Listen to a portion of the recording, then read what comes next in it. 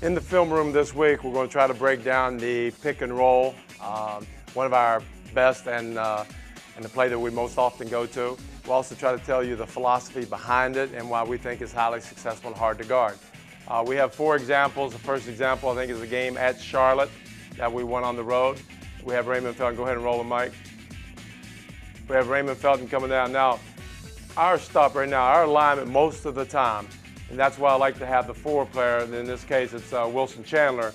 Being a shooter, you can put a man in the corner, a man in the corner. We call this a slot. Wilson should get down to here.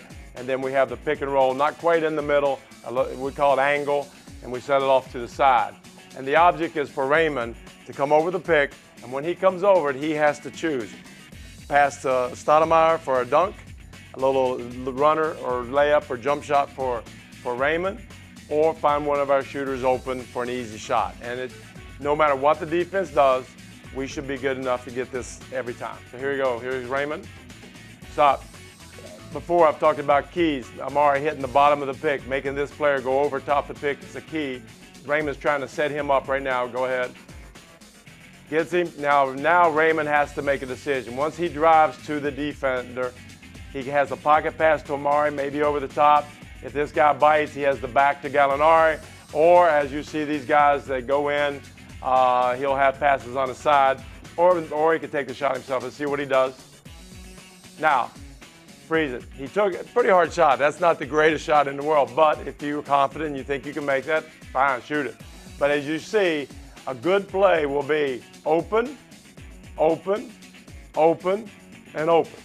Now, in this case, everybody went to Stoudemire, which is most teams will do that. Most good defensive teams will clog the paint, and we have one of the best shots in the NBA there. A little bit more difficult shot here by Gallinari, who's a very good shooter. And this is a perfect play where now Raymond has to pick out what he wants to do. In this case, he makes it himself. Back in Charlotte, why not? So we go to Detroit. And at the end of the game, I think in overtime, this is overtime, stop. We've run this play during the game, and we will look and see how the defense rotates and what they're doing. Try to give Raymond a little bit of insight and exactly how the defense is doing. So here we go. And one other key, stop. Now we have Landry Fields in this corner. We have Gallinari in this corner. We have Wilson still in the slot. We try to change these guys around so the different players have to rotate. I don't want to get too technical, but here we go. Raymond this time, big comes out. He sees Amare open. Unbelievable catch and finish, layup. So we come down still. This is in the 4th quarter, but we come down. Here we go. Now this time, Will slips the pick a little bit. Wide opens. The defenders are still staying with their men on the outside. We get a dunk. And the last example as we go. Again, Stoudemire comes up. Go ahead. Stop. Guys are converging. Go ahead. Now stop. Now it's important for Gallinari to make the swing pass without hesitation. It should go to Amare. If he's open, then we hit right here. If he's not, then we're over to Wilson Chandler in the corner for a corner 3, which this time he hits perfectly. An easy shot.